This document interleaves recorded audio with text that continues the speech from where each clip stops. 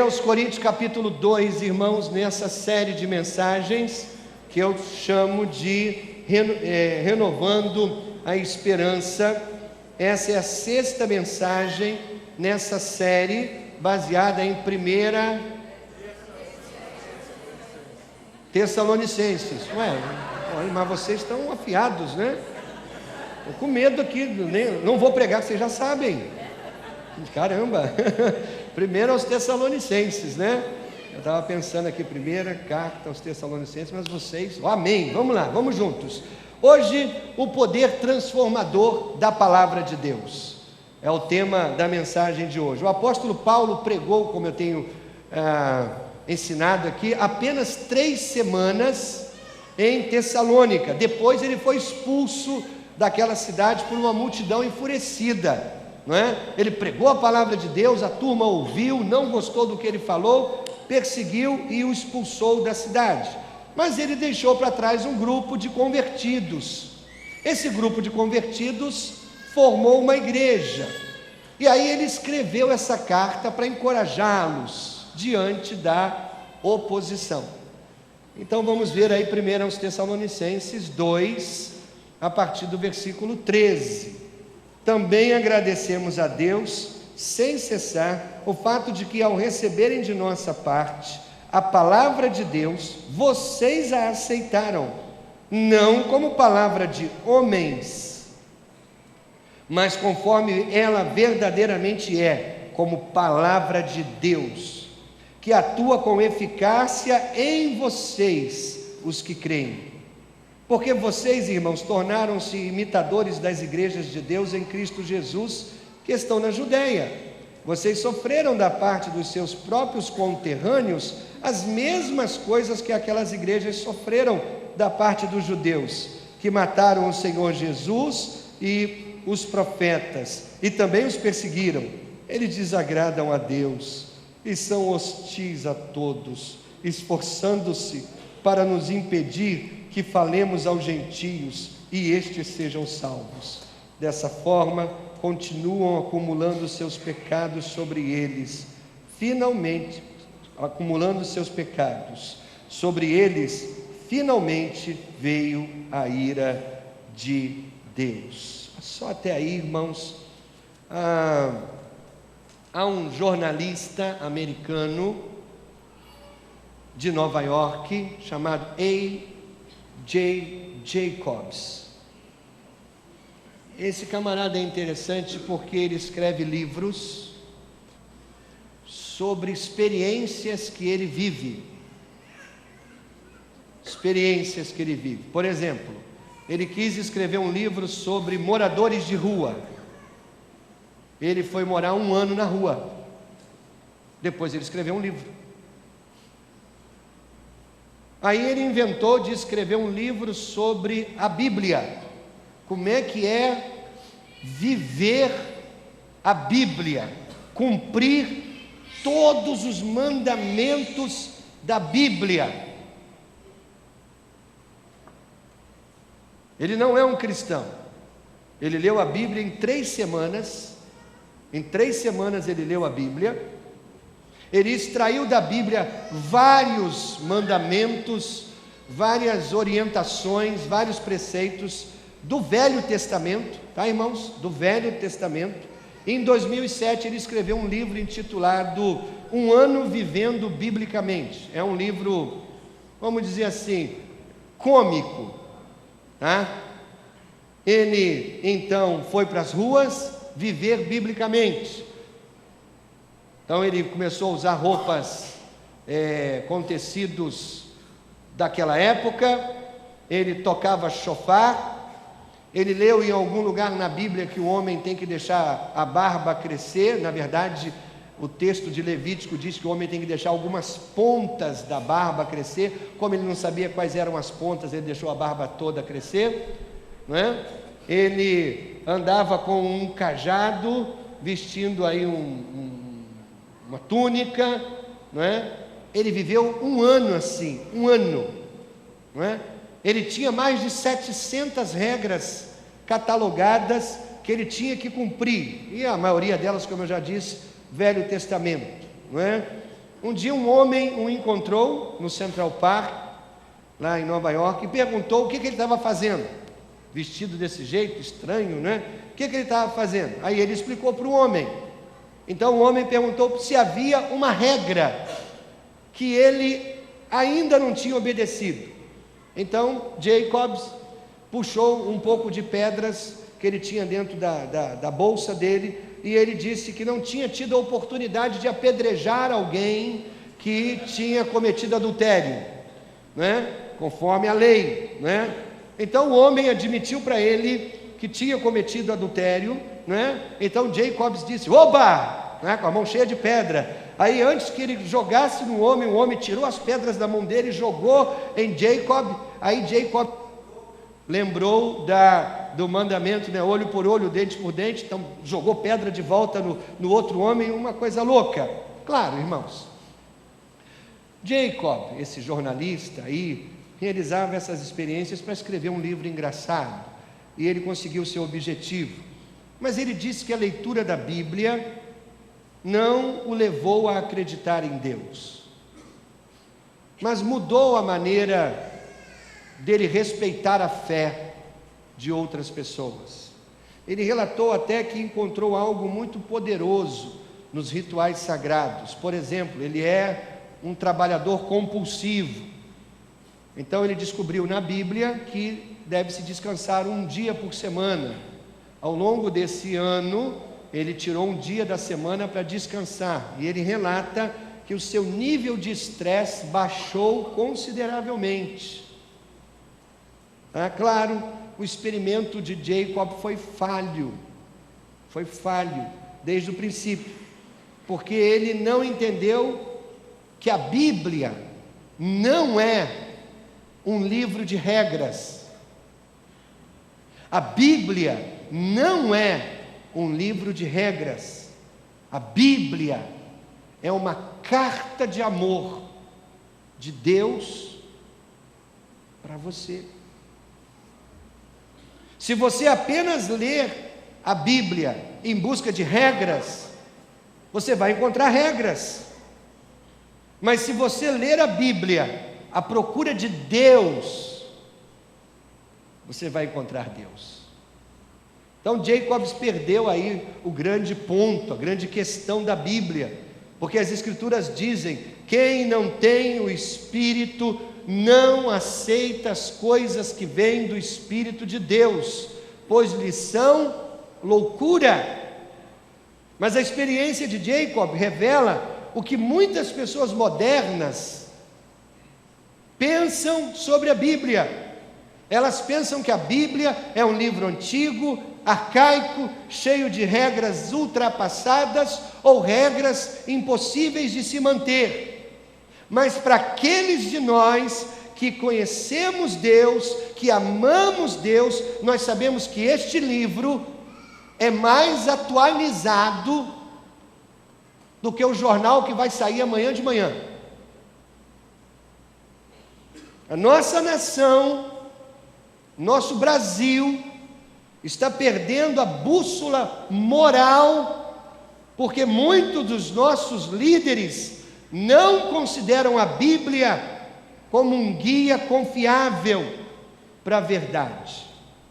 Então eu quero considerar nessa manhã 3 verdades sobre a palavra de Deus, e a primeira verdade é essa: a palavra de Deus veio por meio de pessoas comuns. Paulo se referiu a sua pregação para os Tessalonicenses, quando ele escreveu: vocês a aceitaram, não como palavra de homens, mas segundo verdadeiramente é, como palavra de Deus. Paulo teve a audácia de dizer que o Evangelho de Jesus Cristo não era uma invenção dele, não era coisa da imaginação dele, não era uma história que ele inventou, mas era a palavra de Deus. E enquanto eu e você lemos as palavras que Paulo escreveu 2000 anos depois, enquanto eu e você lemos, ela ainda é palavra de Deus. Agora veja bem, deixa eu dar para você alguns dados aqui. O que torna a Bíblia totalmente original é que a Bíblia foi escrita num período de 1500 anos. Quando o primeiro escritor bíblico começou a escrever o Gênesis, e quando o último homem, João, escreveu o Apocalipse, a distância entre João e o primeiro escritor é de 1500 anos. A Bíblia foi escrita por 40 homens diferentes, em 3 idiomas distintos: o aramaico, o hebreu e o grego. Essas pessoas eram pessoas comuns, que foram inspiradas extraordinariamente pelo Espírito Santo. Pedro escreveu na sua segunda carta: jamais a profecia teve origem na vontade humana, mas homens falaram da parte de Deus, impelidos pelo Espírito Santo. Olha só, Machado de Assis nunca, jamais prefaciou seus escritos dizendo: ouçam a palavra de Deus, ou ouçam as palavras dos deuses. José de Alencar ou Shakespeare nunca afirmaram que os seus escritos vieram direto de Deus. Mas a Bíblia, na Bíblia, você lê a expressão "o Senhor diz" mais de 2.600 vezes. Mais de 2.600 vezes você vai encontrar na Bíblia a expressão "o Senhor diz". Quando a Bíblia fala, irmãos, Deus fala. Não é meramente palavra de homem, é palavra de Deus. A Bíblia é única, completamente. Ela é incomparável. Considere o livro dos Mormons. O livro dos Mormons, por exemplo. Um homem chamado Joseph Smith alegou que um anjo chamado Moroni lhe entregou algumas placas de ouro com inscrições em egípcio. Ao longo de vários meses, Joseph Smith ditou a tradução dessas placas, que ninguém mais viu a não ser ele. E ele afirma que depois que as placas foram traduzidas, ele devolveu as placas para Moroni, que também ninguém nunca viu. O Alcorão, como é que o Alcorão foi escrito? A partir de 610 depois de Cristo, Maomé estava numa caverna, quando o anjo Gabriel apareceu a ele, e o anjo Gabriel ditou o que era para ele escrever. Nesse momento dá início a uma série de revelações que Maomé escreveu até a sua morte. Por exemplo, Deus lhe disse para parar de orar voltado para Jerusalém e agora orar voltado para Meca. Os muçulmanos afirmam que o Alcorão só pode ser lido em árabe. Então, se você quiser ler o Alcorão, você tem que aprender o árabe. Agora, irmãos, como cristãos, nós não atribuímos a qualquer tipo de santo, a qualquer tipo de anjo, a qualquer tipo de ser sobrenatural que tenha ditado a Bíblia. Deus falou através de todos os tipos de pessoas comuns. Moisés era um príncipe do Egito, escreveu no deserto. Daniel foi primeiro-ministro, escrevendo dentro de um palácio no Iraque. Paulo foi um prisioneiro, escrevia atrás das grades. Amós era um fazendeiro, Pedro um pescador, Salomão foi um rei, Lucas era médico, Mateus era cobrador de impostos. Deus falou de maneiras diferentes para pessoas diferentes. Deus trovejou a sua palavra para Moisés, para Jeremias a palavra era como um fogo nos seus ossos, mas para Elias Deus falou numa voz mansa e delicada. Deus falou com Daniel através de sonhos e visões. A Bíblia foi escrita para todas as pessoas, é o livro mais vendido no mundo. A Bíblia completa já foi traduzida para 518 idiomas. E o Novo Testamento já foi traduzido para 2.798 línguas diferentes, e esse número cresce a toda semana. Ele era bom semana passada, já não é mais bom essa semana, porque toda semana o Novo Testamento é traduzido para uma nova língua. O fato de que a Bíblia foi escrita por todas essas pessoas comuns me convence, irmãos, que ela é verdadeiramente a palavra de Deus. Preste atenção. Se eu escolhesse 40 pessoas aqui, 40 pessoas, em seguida eu pedisse para que elas escrevessem sobre um assunto polêmico, qualquer assunto, você acha que haveria acordo entre elas? Claro que não. Claro que não. Esses 40 documentos, será que teriam o mesmo tema? O mesmo sujeito? Eu duvido. Ainda que essas 40 pessoas vivessem como vivem, na mesma época, falassem a mesma língua, vivessem na mesma cultura, nós não teríamos 40 documentos versando sobre o mesmo tema, falando sobre o mesmo sujeito. Mas esses 40 homens que escreveram a Bíblia viveram em tempos diferentes, em culturas diferentes, escreveram em idiomas diferentes, e ainda assim a Bíblia tem um tema em comum. Irmãos, a Bíblia, ela tem uma simetria literária que só pode ser descrita como milagrosa. Há uma linha que começa em Gênesis e ela termina em Apocalipse, e não é interrompida em momento algum. O nome disso é simetria literária. A palavra de Deus é comunicada através de pessoas comuns que foram movidas pelo Espírito Santo. Algumas pessoas afirmam que a Bíblia é apenas uma coleção de velhos mitos e fábulas, outros acham que é um livro ultrapassado, mas eles não a consideram como de fato ela é. É o livro de Deus. Para nós, igreja, ela é a palavra de Deus. Ela veio até nós através de pessoas comuns. Segunda consideração sobre a palavra de Deus, ela está operando em nós, não é?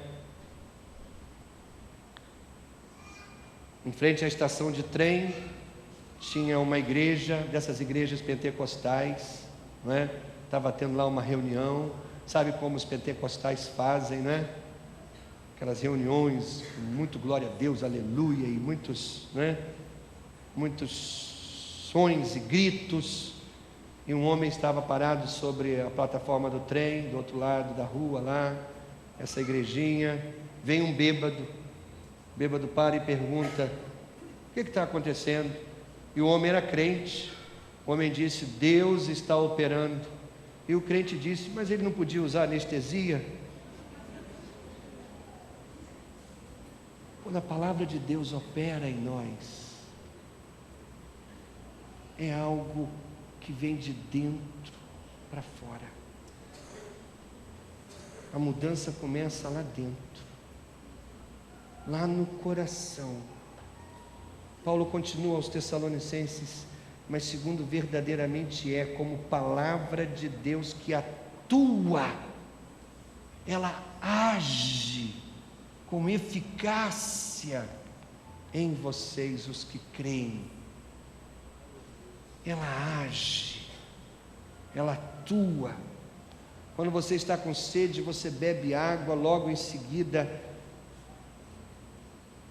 a água começa a trabalhar em você e a sua sede vai embora. Quando você está com fome, você se alimenta, em seguida a comida age no seu organismo, isso lhe dá força, isso lhe dá ânimo.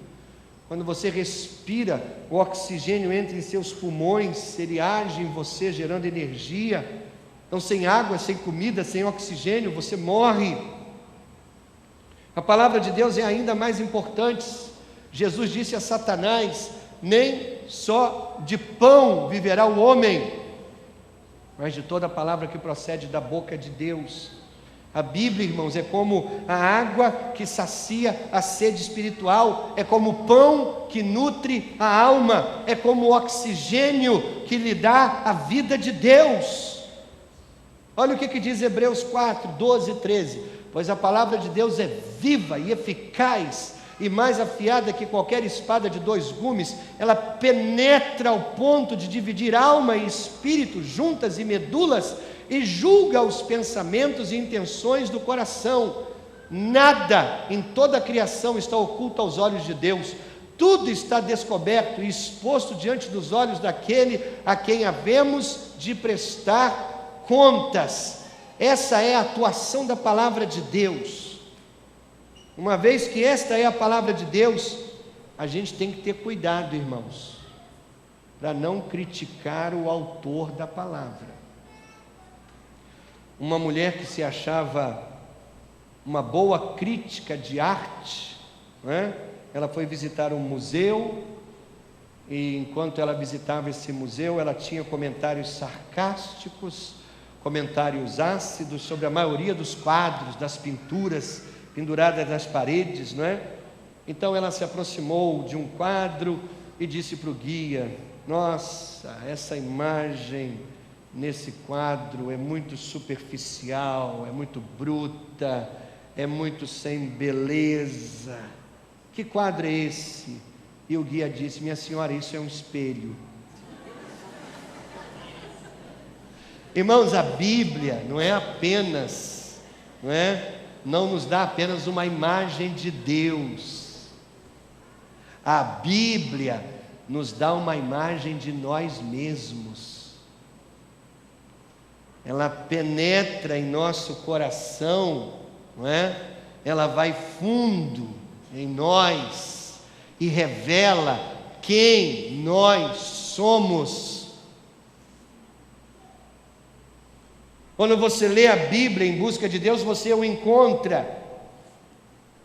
Mas ao não encontrar Deus, você também se encontra. E você percebe quem você de fato é. Irmãos, Jesus disse que Satanás veio roubar a palavra do coração do homem. Assim como os pássaros que comem a semente que cai no chão, Satanás vem roubar a palavra de Deus do nosso coração. Veja só, aqui está uma maneira simples de você lembrar como você lida com a palavra de Deus.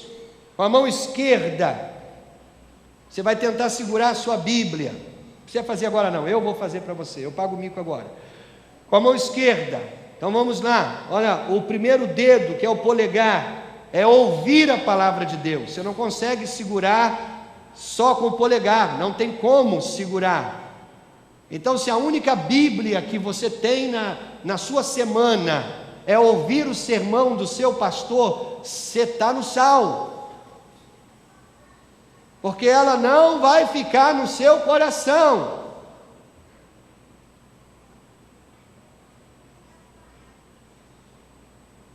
Caramba, eu passo a semana toda preparando o sermão. E eu estou dizendo para você que a única Bíblia que você tem é o sermão que o seu pastor prega no domingo. Ela não vai ficar no seu coração. Acabei de dar um tiro no meu pé. Mas é a verdade. O indicador representa a leitura da palavra de Deus. Quando você faz isso, você tem uma melhor compreensão da palavra de Deus, mas ela ainda é facilmente removida. Você não consegue segurar, não é? Porque ela ainda é facilmente removida. O próximo dedo é estudar a palavra de Deus. Quando você estuda a palavra de Deus, significa que você lê uma passagem, você lê um versículo e você faz perguntas a esse versículo. O que ele significa? Já ficou melhor, já começa a ter mais força para segurar a palavra de Deus, mas ainda não é suficiente. O próximo dedo é memorizar a palavra de Deus. Então você ouve, você lê, você estuda, você memoriza, e a palavra está ficando cada vez mais segura em você. Davi disse no Salmo 119: guardei no coração a tua palavra para não pecar contra ti. Então, memorizar é uma maneira de guardar a palavra, mas ainda não é o final. Quando você ouve, lê, estuda, memoriza a palavra de Deus, você tem uma boa compreensão dela, mas ainda tem o último dedo, significa meditar na palavra de Deus, refletir sobre o que Deus está dizendo para você naquele texto. Estudar significa o que o texto quer dizer. Meditar significa o que o texto quer dizer para a minha vida. Eu posso ler, eu posso ouvir, eu posso ler, eu posso estudar, eu posso memorizar e eu posso meditar sobre a Bíblia. Aí eu já começo a segurá-la com mais eficácia e é mais difícil de arrancá-la das minhas mãos, mas ainda assim não é suficiente. Por quê? Porque você tem que deslocar a Bíblia para a palma da sua mão. E o que é a palma? Quando a Bíblia está na palma da sua mão, aí, querido, o controle da palavra na sua vida é completo. E o que significa ter a Bíblia na palma da mão? Significa dizer para Deus: Deus, o que o Senhor está me dizendo é o que eu vou fazer, é viver a Bíblia. Então vamos lá, você ouve, você lê, você estuda, você memoriza, você medita e você vive a palavra de Deus. Ninguém vai arrancá-la de você. Ninguém vai arrancá-la de você. Em que medida a palavra de Deus está agindo na sua vida? Terceira e última consideração sobre a palavra de Deus: ela produz oposição. Paulo escreveu: vocês sofreram da parte dos seus próprios conterrâneos as mesmas coisas que aquelas igrejas sofreram da parte dos judeus. Paulo enfrentou hostilidade, oposição em cada cidade onde ele pregou. Paulo fez referência aos arruaceiros judeus que o tinham levado para fora da cidade, agora estavam também se opondo aos crentes lá em Tessalônica.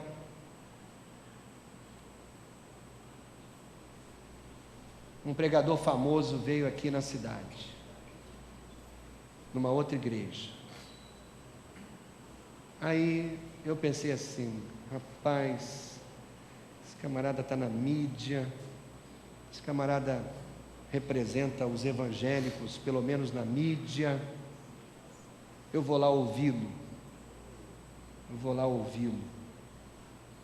Ele deve ter alguma coisa relevante para dizer. Aí eu sentei lá, ele pregou um sermão sobre prosperidade.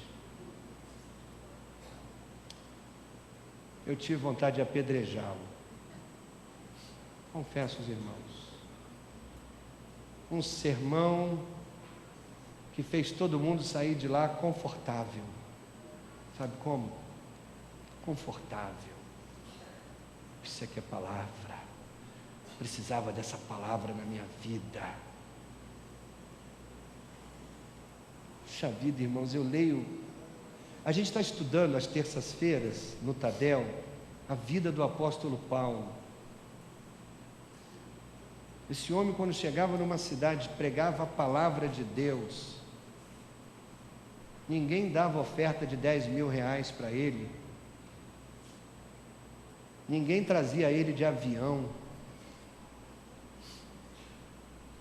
E quando ele abria a boca e pregava a palavra de Deus, aquilo incomodava tanto as pessoas, irmãos. As pessoas tinham vontade de expulsá-lo da cidade, e expulsavam da cidade.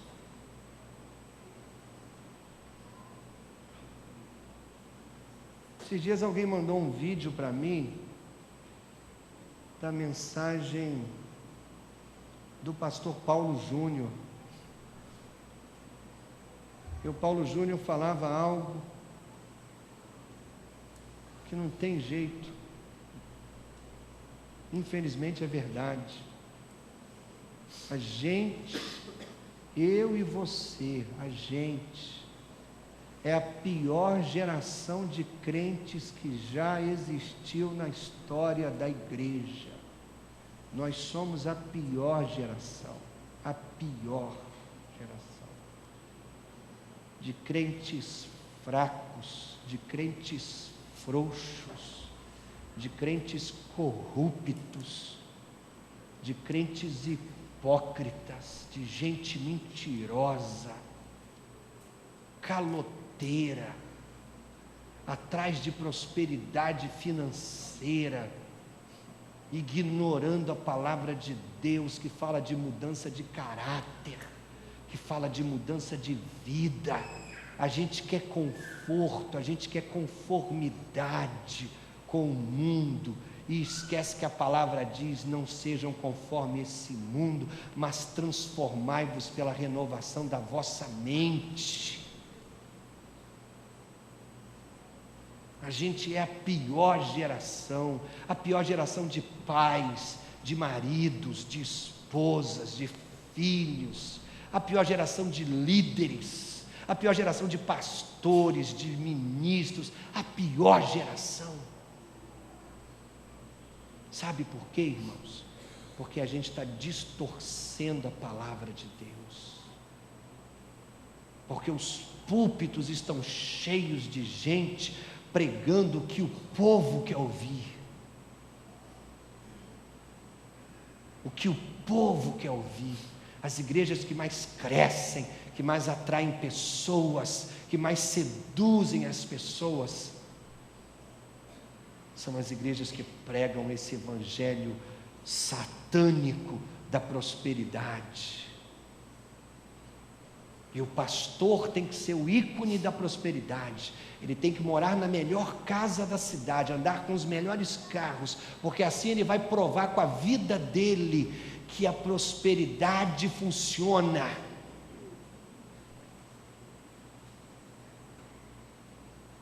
Paulo viajava a pé, carregando nas costas a sua mochila, não dormia em hotéis, pregava nas praças, não ia na manicure fazer as unhas, mandar limpar a sobrancelha, com ternos italianos e anel de R$5.000 no dedo, e carro blindado na porta, e jatinho esperando para levar para tudo quanto é lugar no Brasil, para pregar o evangelho. A pior geração de crentes é a nossa. É a pior.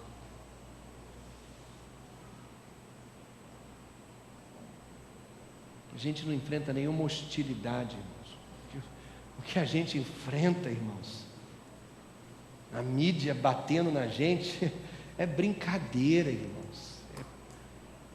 Sabe? Jean Willis, deputado federal, falando mal da gente, isso é brincadeira, irmãos. Isso não é oposição.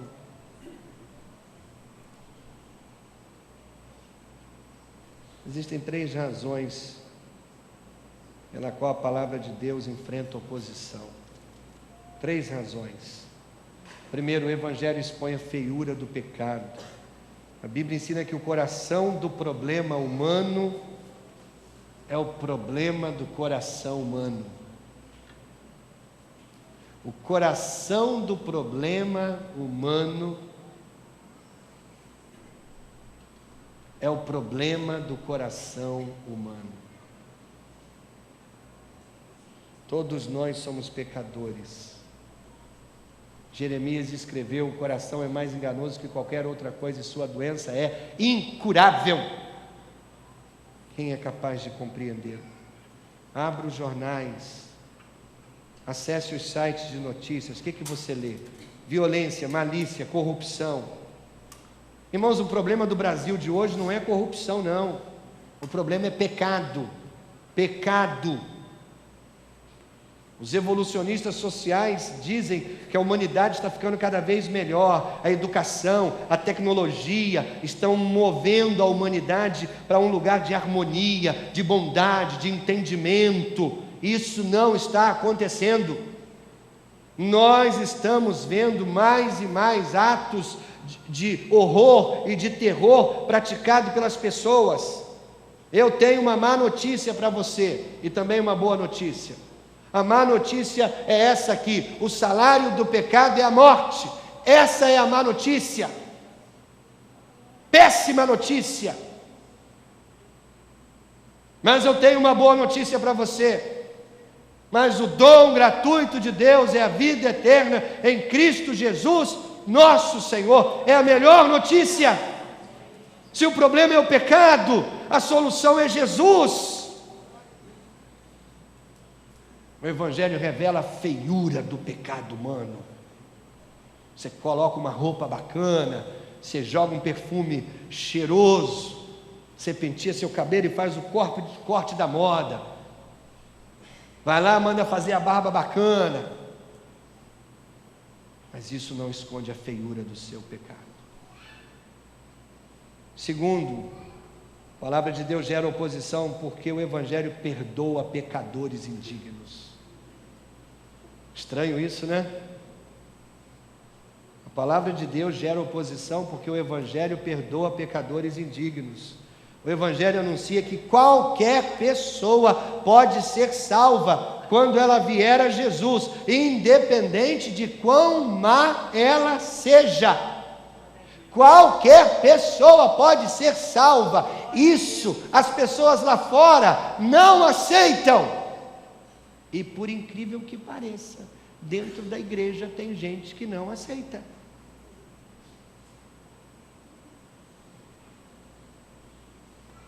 Vamos lá, irmãos, olha só. O pecado do homossexualismo não é pior do que o pecado da mentira. É pecado. Mas coitado daquele que lá fora,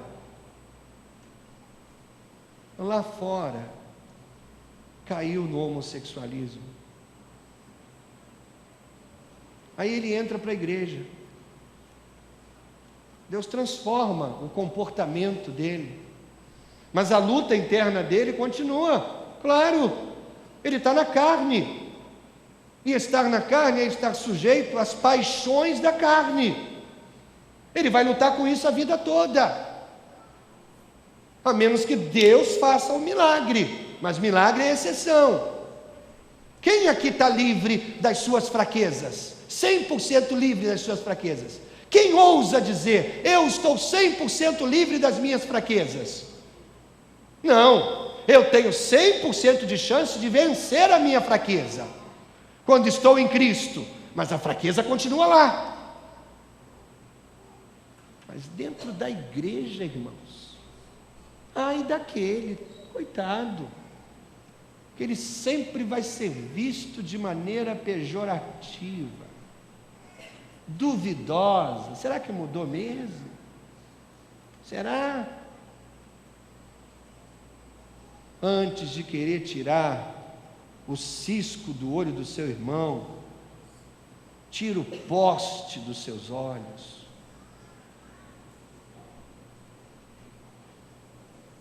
Um pastor que trabalhava com presidiários conversava com uma assistente social num presídio. Essa assistente social não era cristã e ela estava confusa, porque alguns grupos evangélicos entravam na prisão e pregavam a salvação para os presidiários. Aí a assistente social disse para o pastor: você quer dizer que um assassino condenado ou um estuprador de criancinha aqui na prisão, que venha Jesus, pode ser perdoado, pode ser aceito por Deus como alguém como eu, que vive uma vida boa e honesta? O pastor disse sim. E aí a assistente social disse: então eu não quero saber de Bíblia. Sabe qual é o pensamento? Sabe como? O pensamento é que tem gente tão ruim, tão ruim, tão ruim, que nem Deus vai aceitar essas pessoas. Mas o Evangelho escandaliza, irmãos, porque o Evangelho anuncia perdão até para pecadores indignos, como eu, como você. O legal desse testemunho, dessa assistente social, é que no final ela se converte, se torna uma líder na sua igreja. O Evangelho dá chance para todo mundo, irmãos, todo mundo. O Evangelho também produz perseguição porque ele prevê a punição para o pecado. Outra coisa que as pessoas não gostam na Bíblia é que é claro na mensagem de Deus, é que um dia Deus vai punir o pecado. Isso é impopular. Melhor não pregar sobre isso, pastor, só vai perder membro na sua igreja. Paulo escreve o seguinte sobre os judeus que se opunham ao Evangelho. Esses judeus se esforçaram para nos impedir que falemos aos gentios, estes sejam salvos. Dessa forma vão sempre completando a medida dos seus pecados. Sobre eles finalmente veio a ira. Ou seja, judeus que se esforçaram para que o Evangelho não chegasse até vocês e vocês fossem salvos.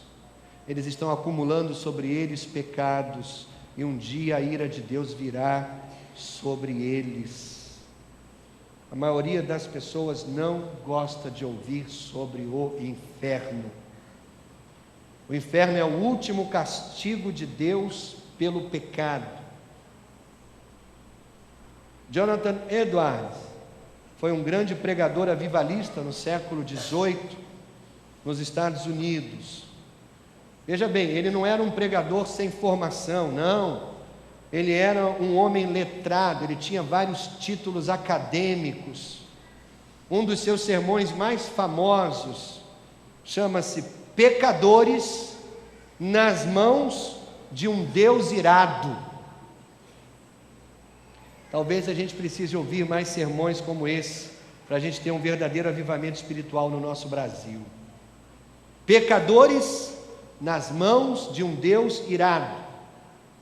Aqui está um trecho da mensagem de Edwards. O arco da ira de Deus está dobrado, a flecha está ajustada na corda, a justiça aponta a flecha para o seu coração e estica o ar. Nada mais a não ser o mero prazer de Deus, sem qualquer promessa ou obrigação, é que segura a seta por um momento, antes dela ser embebedada com o seu sangue. Assim, todos vocês que nunca tiveram uma grande mudança em seus corações, pelo grande poder do Espírito de Deus sobre suas almas, todos vocês que nunca nasceram novamente, estão nas mãos de um Deus irado. Mas nada além do que a mão misericordiosa de Deus é que mantém a flecha do fogo de Deus por um momento, antes de ser embebedada pelo nosso sangue. Isto é o porquê de você não ter ido para o inferno na noite passada. E não há outra razão pela qual você não caia no inferno agora mesmo, a não ser a boa mão de Deus que segura a seta no arco. Você está sentado aqui nesse templo só porque Deus ainda permite. Sim, não há nada mais, nenhuma outra razão pela qual você está sentado aqui nesse templo e não ardendo no inferno, a não ser a mão de Deus que segura a seta no arco da justiça. Jonathan Edwards não era um pregador do fogo, do enxofre e do inferno, gritando e batendo no púlpito, não. Ele lia as mensagens dele, muitas vezes sem nenhuma emoção. E ainda há relatos de que quando ele pregou esse sermão, havia choro na congregação, pessoas se seguravam nos bancos da frente Pessoas se abraçavam às colunas do templo, com medo de caírem naquele momento no fogo do inferno. Ele proclamou a punição de Deus para o pecado, mas ele também ofereceu o convite de Deus para a salvação. E ele concluiu a sua mensagem, pecadores nas mãos de um Deus irado, com essas palavras: e agora você tem uma oportunidade extraordinária, um dia em que Cristo tem mantido a porta da misericórdia aberta e está nos chamando e clamando com grande voz aos pobres pecadores. Um dia no qual muitos estão caminhando para Ele e entrando no reino de Deus. Muitos estão vindo diariamente na mesma condição miserável que você se encontra agora mesmo, e eles estão felizes, com o coração cheio de amor por Ele que os amou e os lavou de seus pecados em seu próprio sangue. A Bíblia condena, mas a Bíblia também traz a oportunidade de salvação. A palavra de Deus tem um poder sobrenatural de mudar vidas, irmãos. Eu acredito nisso de todo o coração. A Bíblia muda vidas. Em 1949, a Junta de Missões Mundiais da Convenção Batista do Sul dos Estados Unidos convocou um pastor chamado Julius Hickerson para servir como missionário na Colômbia. A missão desse missionário americano era construir um seminário em Cali, na Colômbia, para treinar colombianos, para formar pastores colombianos, para que eles pregassem o evangelho para o seu próprio povo. No entanto, antes que ele pudesse construir o seminário, o pastor Hickerson morreu num pequeno acidente de avião sobre as montanhas, a floresta amazônica entre a Colômbia e a Venezuela, num lugar muito, muito, muito remoto. 2 anos mais tarde, um grupo de índios, morador daquela região, veio do interior, fizeram contato com a missão batista em Barranquilla, na Colômbia. Esses nativos contaram para os missionários que eles, nativos, eram seguidores de Jesus. Os missionários ficaram surpresos: mas como pode? Nós nunca enviamos nenhum missionário lá para aquelas bandas.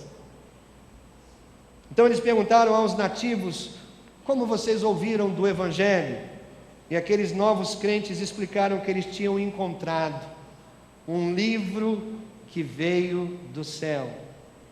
Era um Novo Testamento, com capa de couro, escrito em espanhol, com o nome dentro dele, Julius Hickerson.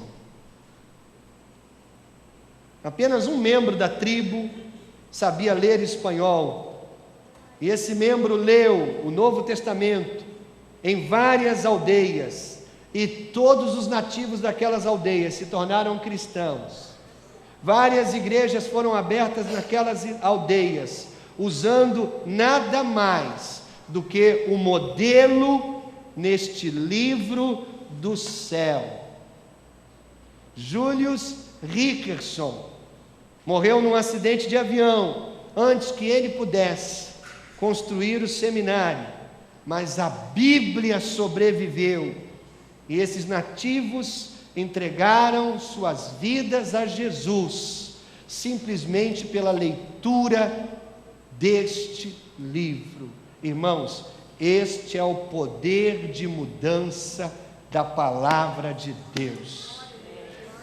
Pare de tentar mudar a sua vida e comece a ler a Bíblia. Ela vai mudar você. Tenho 2 desafios para você. O primeiro você já conhece, chama-se 10 minutos para mudar uma vida. Nos primeiros 5 minutos, você lê a Bíblia. Leia, 5 minutos de leitura.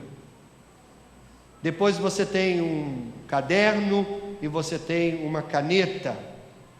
Aí você faz anotações, são 4 minutos de estudo. Você anota o que eu li, o que eu entendi, o que esse texto falou comigo, o que esse texto significa. Anota. Ninguém faz estudo a não ser com papel e caneta. Anota. Depois você faz 1 minuto de oração. E nessa oração você diz: Deus, eu aprendi isso hoje na tua palavra, me ajuda a viver isso. Isso vai mudar a sua vida. 10 minutos para mudar a sua vida. Esse é o meu primeiro desafio. Meu segundo desafio. Rapaz, você começou tão bem na trilha. Você começou tão bem. Aí veio o feriado da Semana Santa, você faltou. Aí teve o musical de Páscoa, você estava trabalhando, você faltou. Aí hoje você já amanheceu desanimado, você faltou 2 vezes seguidas. Aí você já não veio terceira vez. Aí você já abandonou o estudo da Bíblia em classes aqui na nossa igreja. Estou desafiando você. Volta para a trilha. Não abandona não. Abandona não. Não abandona não. A igreja tem gente muito boa para ensinar a palavra de Deus para você. Gente muito boa. Não abandona não. Vamos orar. Senhor, obrigado porque a Bíblia, ela muda vidas. Que coisa linda. Que coisa formidável. Minha vida foi mudada e está sendo mudada todo dia pela leitura e impacto da Bíblia sobre minha vida. Eu te louvo por isso, te agradeço, te exalto. Continua assim, Deus, confrontando, me confrontando e me transformando pela tua palavra. O mesmo eu peço para cada ovelha deste rebanho, e cada pessoa que pela internet acompanha esta mensagem. Oro em nome de Jesus. Amém, Senhor. Amém.